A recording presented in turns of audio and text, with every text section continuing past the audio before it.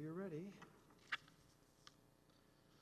Good afternoon, and may it please the court. My name is Bradley Jenkins, and I represent petitioner Everth Rodas-Arias. I will be presenting on the nexus issue presented in our briefing, and my colleague Jerry Levine will be presenting on our claim under the Convention Against Torture. The first issue presented by this petition is whether, when MS-13 threatened to, quote, come and kill every member of Mr. Rodas's family until there was no one left, whether under those facts his membership in his family was at least one central reason for his threatened persecution. The board's decision in this case nowhere recognizes the collective framing of this threat, and it is the intentional targeting of Mr. Rodas's family as a group that brings his family membership into the center and not the periphery of the reasons for his persecution. The mixed motive framework has been treated differently by different circuits. Is your argument that you prevail under any, including our law, or do we have to agree and adopt the Fourth Circuit and the Seventh Circuit's approach for you to prevail? This court does not need to adopt the Fourth and Seventh Circuit's approach, although we do, of course, believe that approach to be correct. In this case, the entirety of the relevant protected group was targeted. No, that's not my question. I know that's your argument factually. My question is, would your argument lose, do you acknowledge you'd lose under any circuit's law? Or is your contention that every circuit's framework for assessing mixed motive cases means that the BIA, the record compels a contrary conclusion? Under this circuit's law, yeah. I believe that we prevail. I think a useful case, for example, to consider is Ramirez Mejia, in which this court noted that Ms. Ramirez Mejia's worth to the persecutors was that she possessed certain information about her brother, and that this was perfectly separable from her family relationship to her brother. In contrast here, Mr. Rodas's worth to the persecutors was that he was his son's father, and in addition, this court in Ramirez Mejia used the idea that multiple reasons can be central if they are inseparable from each other. Other courts have also endorsed that sort of idea. And here, again, because the persecutors were, again, our factual theory being engaging in collective punishment, that really and truly, in this case, the membership in the family was intertwined with or inseparable from. What difference would it make if the whole family is threatened or just one member? If the whole family is threatened, then it seems clearer that at least one of the central reasons for the targeting of the members of that family. You don't dispute they had a motive to try to recruit. They did in the beginning.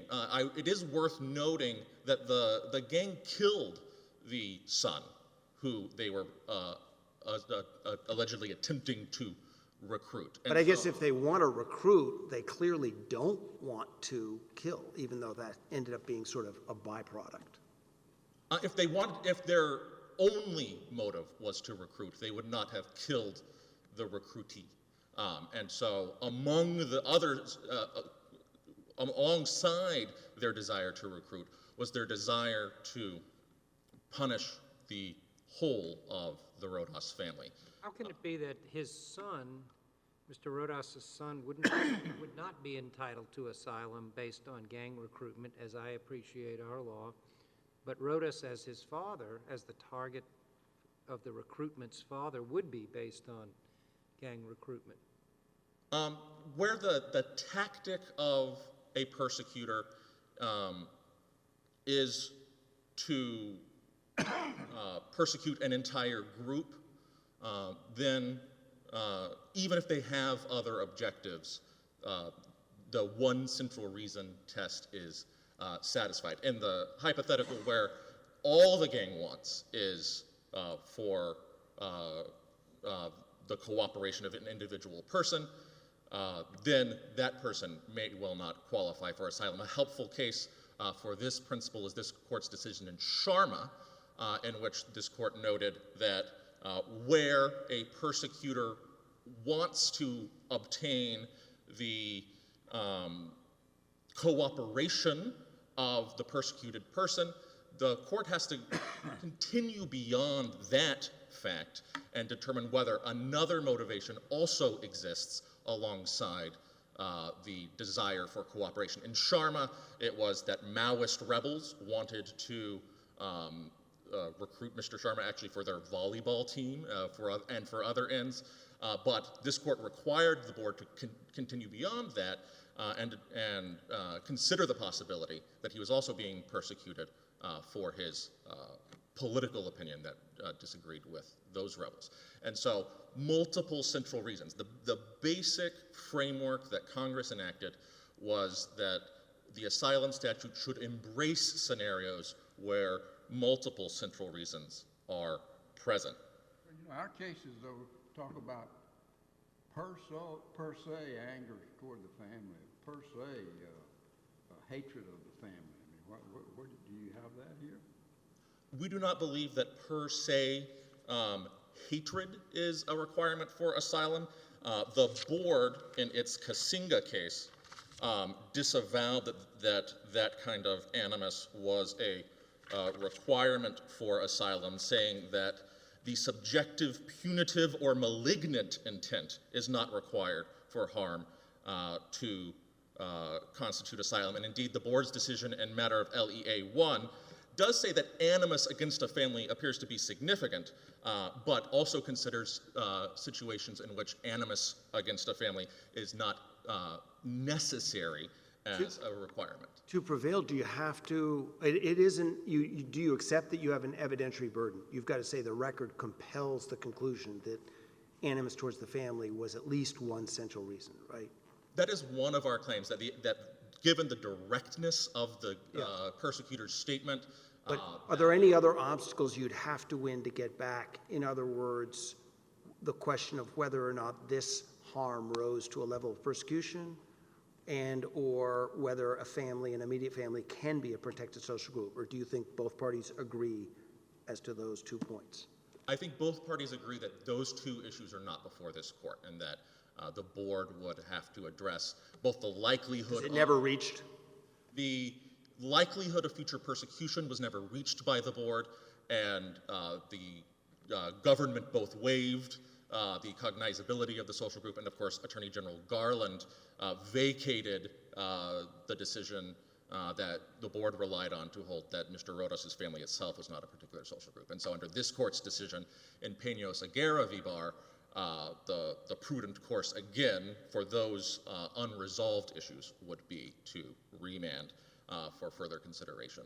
So we had 2 cases recently, Barrios Bruno and Castro Rodriguez, which seem to,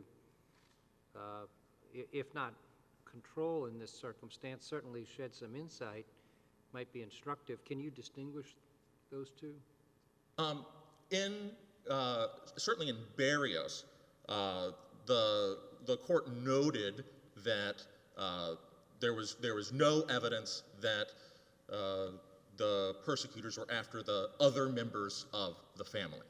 And so certainly that, I believe, is a relevant distinguishing circumstance. As opposed to here where I think you said earlier the entirety of the family was being targeted? Exactly. The express terms of the threat were that we will kill every member of your family until there is no one left. And additionally, an additional case that's, in terms of unpublished cases of this court that is worth consideration is the Morales-Lopez case, again, where this court noted that where there's a modus operandi of targeting families, that supported, indeed compelled, the conclusion that the feared persecution was on account of a particular... What about the Castro Rodriguez I mentioned to you as well? That's also a Fifth Circuit from this year. I thought that might have been in your briefing. Maybe it wasn't. Castro Rodriguez. And you'll have to forgive me, I don't believe Castro Rodriguez, if I remember correctly, Castro Rodriguez may not have been in any of the briefing. Okay. And so I had not reviewed that case, but I'd be happy to review that and comment on it if the court would like to do that. You know, some of these cases talk about where the family, taken after the family as a means to an end, is not a central reason. Like if you have another objective to achieve.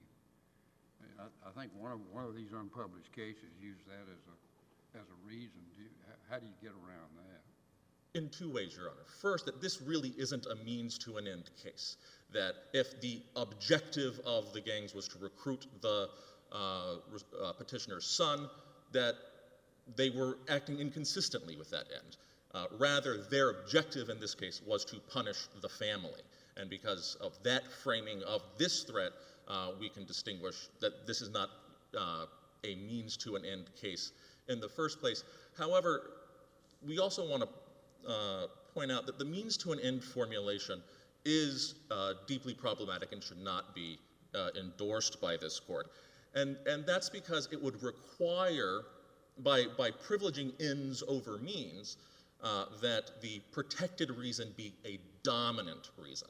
And even the board rejects a test which requires the protected reason to be dominant. Take, for example, additionally, other situations that we, I think, classically consider to be protected persecution, where these generic ends of the accumulation of power or the consolidation of wealth are present. Consider a dictator who recruits or taxes an entire ethnic group or religious minority.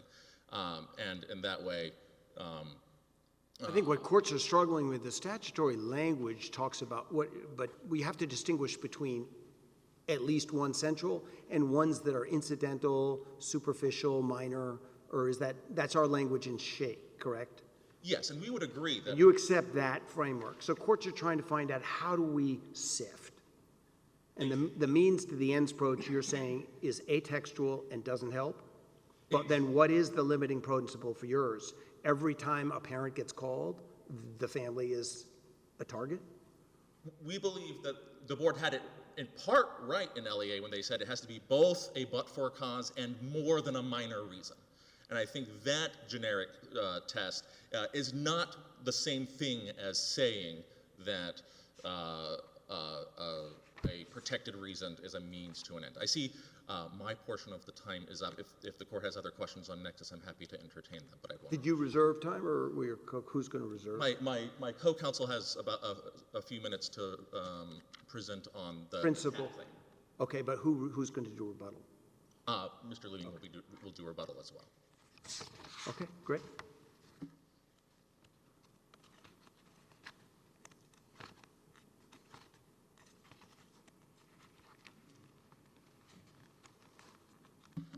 Thank you, Your Honors. May it please the Court, Jared Levine on behalf of the appellant. Remand is required because the board simply failed to address key evidence that establishes the likelihood that Mr. Rodas will be tortured upon his return to El Salvador.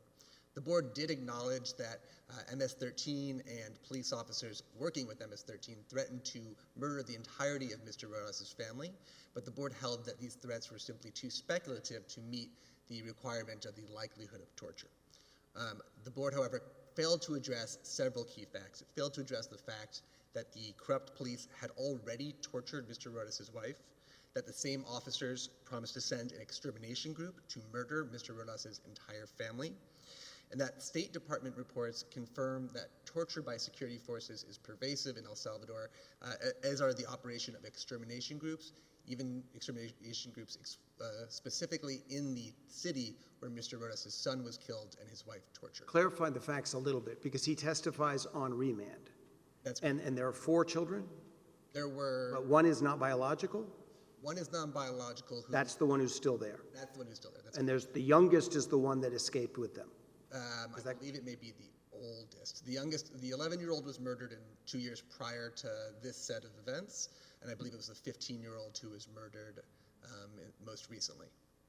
Did the IJ and the BIA, he was found credible, but they then confirmed that the one that was left behind has continued to be threatened by MS-13? That was the testimony, correct. So that's in direct conflict with the Ramirez-Meja case, where the family in Honduras weren't being threatened. That's exactly right. Both this court and the board, yes, that is correct.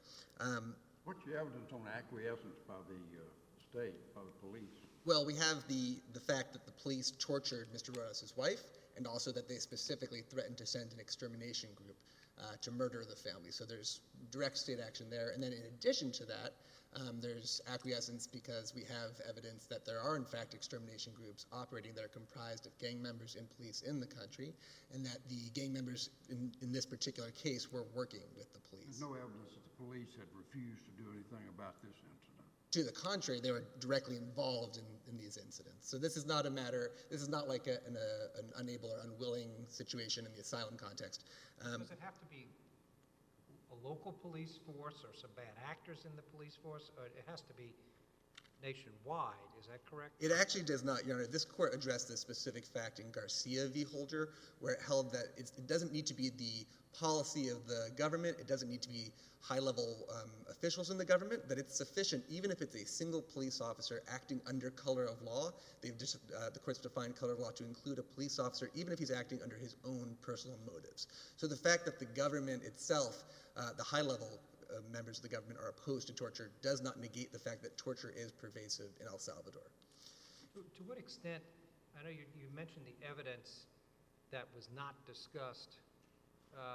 To what extent is there an obligation of either the IJ or the BIA to discuss each and every piece of evidence as opposed to the arguments? Because it seemed like they did have a pretty fulsome discussion of other evidence. So your argument, as I understand it, is that they left out certain things that you believe to be particularly important. That's correct, Your Honor. So this court in Cabrera v. Sessions held that the board does not need to address every single fact that's put before it, but it is a legal error that requires remand where they fail to consider key evidence. And so what we're talking about are key facts, facts that would materially move the needle on the likelihood of future torture if Mr. Rodas is returned. Specifically, going back to the torture of his wife, the record reflected that the police detained his wife for 3 days, during which time they placed her in a barrel of water, a reference to the practice of simulated drowning or waterboarding. And both this court and the board have emphasized that the torture of a similarly situated family member is a material factor for determining the likelihood of future torture. In Ramirez-Mejia... Your time's up, but you've saved some time for rebuttal. That's what happens when you split, but of course. You've got time for rebuttal. Sure. Okay, thank you. Thank you.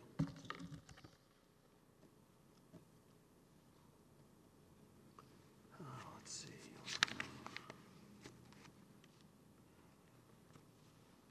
Ms. Pergolizzi, is that it? Thank you. Good afternoon, Your Honors. Thank you for accommodating us. Sarah Pergolizzi for the respondent, and may it please the court. I'd like to start by emphasizing that the statute requires that... You're going to have to talk up a little bit. Excuse me. I'd like to start by emphasizing that the statute requires that motive is central, and therefore a weighing of motives to determine which motives are central and which are not is necessarily required by the plain text of the statute and this court and board and Supreme Court precedent. Where the parties disagree is whether or not... Is there a circuit split on this, or is the government arguing this in a uniform way as to all asylum petitioners around the country? The Fourth Circuit has a different mixed motive framework than other circuits. The 10th joined the 4th, or did they not? The 10th did not. The 10th rejected the Fourth Circuit's reasoning. But the 7th, Ruano, The has. 7th has inconsistent case law. So the 7th also has a case, Ferreira, which essentially rejects a predicament-only approach. The petitioner, and that's not cited in our briefs, but because the 7th is conflicting, Right. I didn't file a 20HA about it. But the government's position is consistent across the country. Yes. Or Well, can I also... it's where we can argue it, yes. Because you wouldn't want a petitioner who has the same situation to be able to stay in one circuit and not the other. So, I mean, it certainly is a natural... to help me understand this case, is it fair that I can get out of my mind, the government agrees that an immediate family can be a protected social group? Absolutely. Okay. And that's And the law of the land. And you are not arguing here that the 2 killings and the threats to annihilate the family don't rise to a sufficient level of persecution? We're not arguing that. Obviously, murders rise to the level of persecution. There is the requirement that persecution be specific to that. And the statute here contemplates mixed motive cases. Absolutely, yes. So is the issue just simply, does the record compel the conclusion that the animus to the family, to punish the family, was at least one central reason? Is that what we're doing?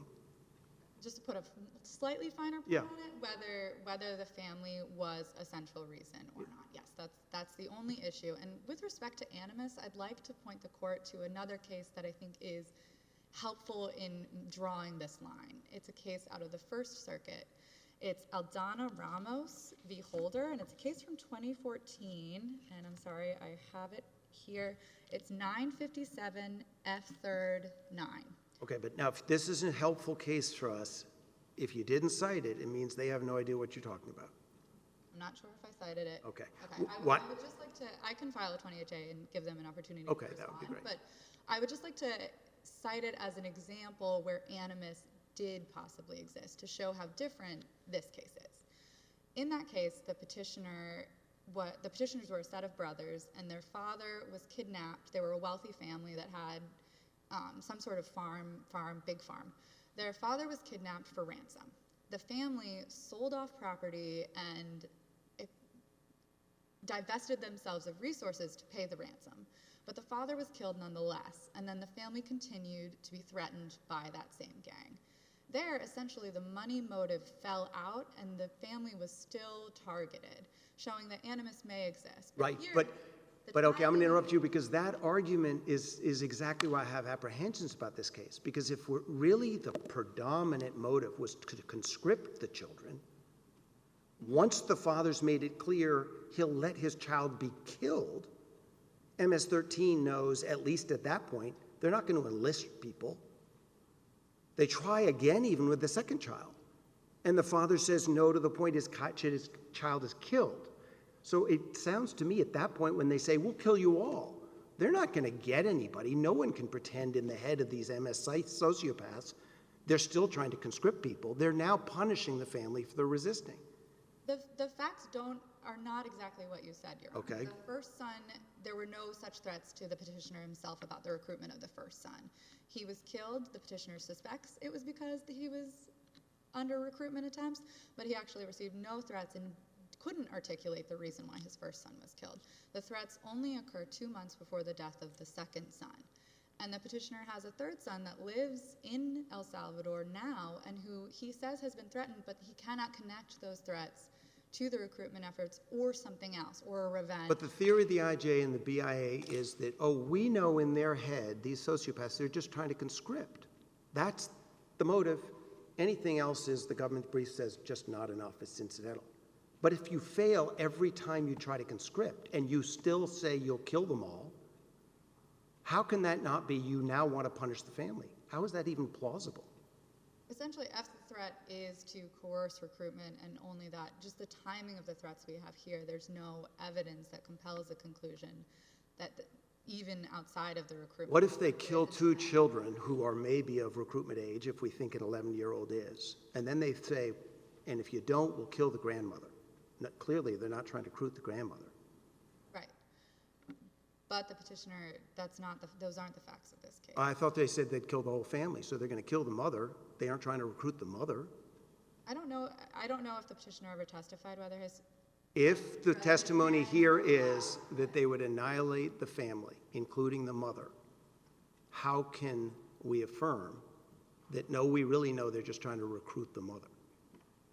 Essentially, it's a close case, but the evidence does not compel that there's animus against the family or intent, or that threat. My worry about the means-ends approach is it creates a null set, right?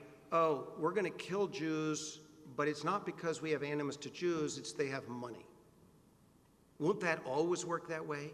Bad people want things, but they may also harbor animus and especially retaliate. And in this case, if it's not this case, I can't see one, because they keep punishing the family for not letting the kids. LEA 1 contemplates that animus can be sufficient and can prove that the motive meets that centrality requirement. And in the case of the Nazis, there's certainly animus towards the Jews. And so I think that analogy is not compelling. They have animus to the family. They're going to kill them because 2 of their children resisted them. They killed both of them. And there's another one that the government says should be deported back because we know they're just trying to get them and keep them alive as conscripts. It's not because they're trying to punish this family for defying them? That's just minimal, it's not enough? Is that the argument? Yeah, it is. It's that the petitioner did not establish that the gang was Okay, motivated. talk up a little bit. I'm sorry. Because this is the government's position. That final child is going back because we know the sociopaths are not trying to punish the family, even though they told 2 of their children, or at least 1, not to become a conscript. Well, again, there's no evidence that that child has been threatened or recruited. If you're wrong about that factually, do you lose this case? Because I thought he stood up and said that the evidence is they were told we'll kill the whole family. No, I'm not discounting that. Okay, so then there's evidence they'll kill that child. But again, it's one threat in the timing that shows that the threat was made to coerce the recruitment of the second son. Or at least it's not compelling. And I understand that you find that you're... The means-ends approach I find to be very inhumane, and I think it gets you to a jump set. I'm not saying these are Nazis. I am saying you could have animus to people for whatever religion or ethnicity they have, and that it would always be because you want their house, or you want their money, or you want their child as a conscript. So we're just going to not deny that they are angry that this family is resisting them. And I'm worried you would never get better facts for a family saying no. Well, I think we do have better facts in the case of Martinez-Lopez that the petitioner cites in 28J, in that the petitioner, again, the difference is the timing. So the petitioner, again, the father of that family had a personal animosity, or the gang perceived a personal animosity, right, because of his relationship to a rival gang member. His aunt killed was in him, the rival gang. exactly. Killed him, and then the threats continued to the family. And again, so that is very different factually from this case. And they said that I forget the exact language, but right, they made a similar, everyone from this line will die, but the timing there is after, again, that personal animosity fell out, that rival gang relationship fell out, and the family continued to be persecuted after that. And again, Well, they torture the husband. It's awful, too, and she flees. And our court, I guess, unpublished, said somehow that is a reasonable. They had in mind killing the family there, but 2 children killed? The family isn't being punished? There the family is, but here it isn't?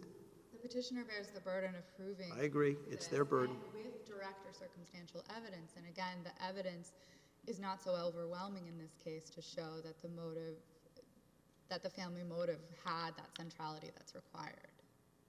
Well, family motive is, I guess that's the test, but we're talking about, are they trying to punish the family? And you've just heard my incredulity. It seems like they're punishing them. Maybe they wanted to conscript after the first child, maybe even the second, but after the father tells his children, no, you cannot join, it seems to me the reason they keep threatening them, including the one who's left behind, is because now they're mad at the family. But the government says that's just not what was in their head.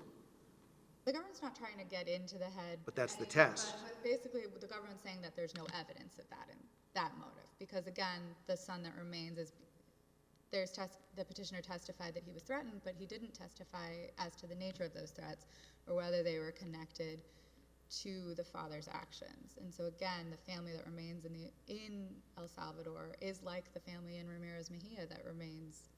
Oh, it's not opposite. unharmed, It's but not opposite, right? connected. Ramirez, they weren't touched. They were unperturbed. The only testimony we've got as to the family in this case is that MS-13 is threatening him. It's the opposite.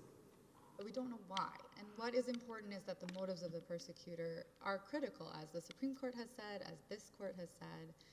And without proof of motive, then the petitioner can't succeed on his claim. According to the record, who are, aside from the son, what other family members that we know are still there? It's unclear. I don't actually know, and if there's evidence, it would be in the asylum application about the petitioner's parents. I don't I'm asking remember. only about the record. Yeah, I can't answer that question specifically, but we do know that the petitioner's wife's family members are in El Salvador because that's where the son is living. But again, don't know if, I can't say confidently whether the petitioner testified one way or the other about his parents. And it would be in the asylum application if it's there.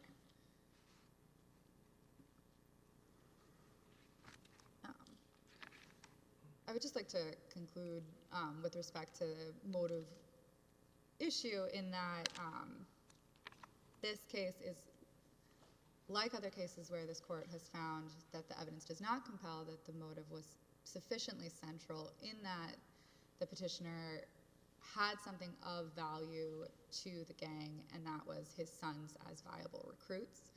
It's like LEA 1 in that sense, in that the applicant had something of value to the gang, which was access to his store. And the fact that the petitioner had that access because of his family relationship is insufficient. He could have been a teacher, a friend, a mentor. And I understand the court's concerns with this test, but the means to an ends test is essentially just another way of saying that the motive of the persecutor is critical and that it must be central. Tell me again why means to an end gets to an opposite result in Lopez v. Garland? In Lopez v. Garland? Yeah, or the decision, the March decision of this year. I'm sorry. Weren't you using that as an example where we will find that there's a nexus to the family? I'm sorry. Lopez is... What was the case you started out saying? I may have mixed up, where you said, look, there is a limiting principle here. Here's an example where the family... Oh, I'm sorry. Yeah, that might be Martinez-Lopez. I'm sorry that I... No, I'm mixing The up. one that the petitioner cited in his most recent 28J. Yes. And where is there better nexus proof there? What are you relying on? The timing of the threats, Your Honor. So again, because the petitioner, there's a sequence of both more threats to the entire family, but also the nature of the fact that the essentially triggering event, the father's relationship to his aunt that was a member of the rival gang, happened first, and then the threats continued. But here, the threats denied. The rule gets more complicated because it would seem like, I guess, the end there is to vanquish the rival gang the aunt's a member of. So they had an end that had nothing to do with the family. With the father, yeah. Yeah. But then once that fell out, they continued to threaten True, the family. but that's, you see why that's exactly my problem here, because the recruitment failed twice. It looks like it's on all fours with that case. The reason that the IJ and the BIA accepted, they never accomplish. And so now they're just going to kill everyone, even people they can't recruit. That is what MS-13 does. Again, I think just the evidence is not compelling in this case, but I understand the court's concern. Okay, that's nicely put. I appreciate it. I'm sorry to No. There's this heavy record. There's find this. a way to be responsive to your No, you are. not. I'm only pushing because I'm surprised the government's embracing means approach, because I find that to be, but I do agree you have a standard of review. I don't remember if we flipped the BIA in that case or if we affirmed. I don't remember either. We probably affirmed. Well, I think you couldn't possibly affirm the board because the government can't appeal board decisions, so you necessarily would have It must have said granted the record petition. compels the Right. conclusion that was for the family, husband killed, but 2 children killed, not trying to punish family. I understand the court's concerns. Again, I think it's just a matter of the timeline. This case is, in a sense, then similar to Gonzalez-Veliz, where the family relationship existed before the threat occurred, another triggering event, right, the child support claims, then were the thing that most immediately preceded the threats. And I'd like to also just point the court to the idea that a threat can be to coerce and not necessarily be, the intent might not be the nature of the threat, the intent may be to coerce. Again, Like extortion cases. Right, like extortion cases, like, I'm not sure if this court specifically has it, but there are other courts of appeals that have more substantial law about certainly the use of, for example, slurs in extortion or other crime attempts. So just pointing out someone's relationship, again, might not necessarily show an intent to harm them because of that relationship. Here they show that they were fully capable of carrying out the threat. Yes. Because a lot of the cases that do it seem to embrace what I think is an atextual, ill-advised test, means to end. Those are cases where there's one call to the parent. This case, as Judge Davis just mentioned, this is 2 of 4 children killed. 2 children, yeah. 2 of 4? Or 2 of 4, what- I'm sorry, yeah. yes, yeah. So And the guy sounds like he's William Tell. He's saying no, no, and their reason that BIA says exists, they never recruited anybody. Well, he said, the facts indicate that he said no once. We don't have any facts about what happened to the first son. There's no. Okay, but there's if that's true, then there's no reason at all other than family. We don't, right? They're not, you're saying they weren't trying to recruit the kid? They just killed him? He testified that he didn't know why his first son was killed. He believed it was because of. I know, but we are trying to balance. We're trying to figure out what is and we're trying to affirm, we've got to say, as you said in the brief, it's incidental. This is just a superficial reason. They're killing the whole family, no punishment effort. I understand the court's concern. I'm Okay. trying to just. No, you've answered, you've covered the ground. The statute requires that centrality is important, and it necessarily means weighing when it comes to difficult cases like this one. And I think as our conversation has certainly indicated, the main quarrel in this case is the factual issue of whether that weighing is supported by the record or not. Not really the application. I mean, I understand your concern with the means to an ends test, but I think more fundamentally it is about the weighing of these facts and whether they compel that the family motive was sufficiently central. But again, given the court's substantial evidence review test and given sort of the dearth of evidence one way or the other in this case, we would urge the court to deny the petition for review. Okay. I'm almost out of time. If the court would like to talk about CAT, I certainly can talk quickly about that. I'd just like to stress, as Judge Engelhardt pointed out, this court is the agency is under no obligation to write an exegesis about every fact, but it certainly, the petitioner is correct that it has to address important facts and critical facts. But here the agency, even in failing to address the issues with the wife, considered the facts that are key to the petitioner himself's claim that he faced a particularized risk of torture. And again, the evidence does not compel the conclusion that he would face a particularized risk of torture by the government. Again, and I would just like to point out that even considering the wife's experience as a petitioner testified during his first merits hearing, he didn't renew it during his remand hearing, he did not tie, again, the threats of those police officers to this gang recruitment, which is the crux of his claim, the recruitment attempts and threats. And so again, it's not necessarily probative that he faces a particularized risk of torture. And for these reasons, I'll sit down. Thank you. Thank you, Your Honors.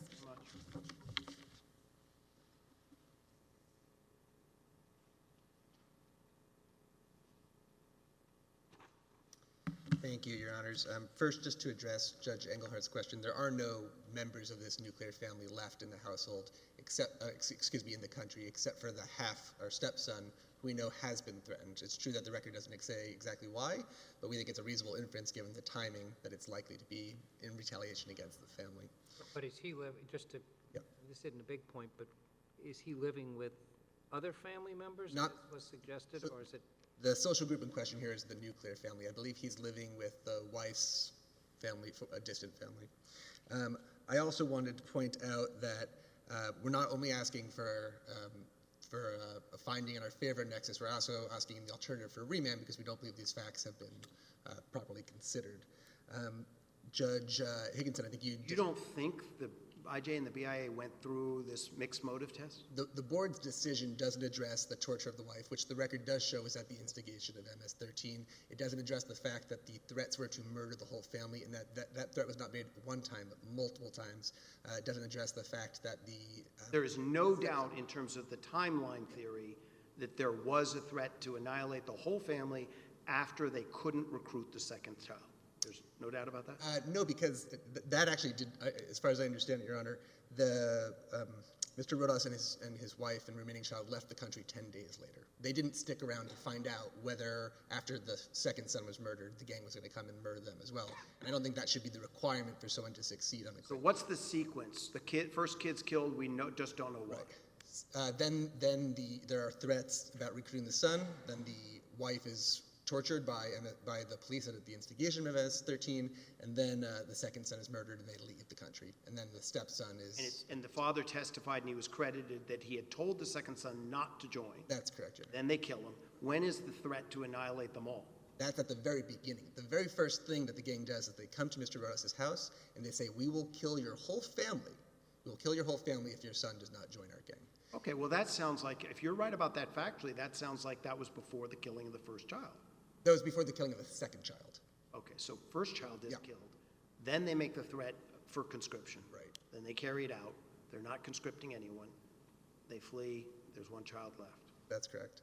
Now, Your Honor, if it's all right, I'd like to turn back to the means to an end test, because as you were saying, Judge Higginson, there are significant problems with this test. It's completely unprecedented and goes against the very purpose of the asylum laws.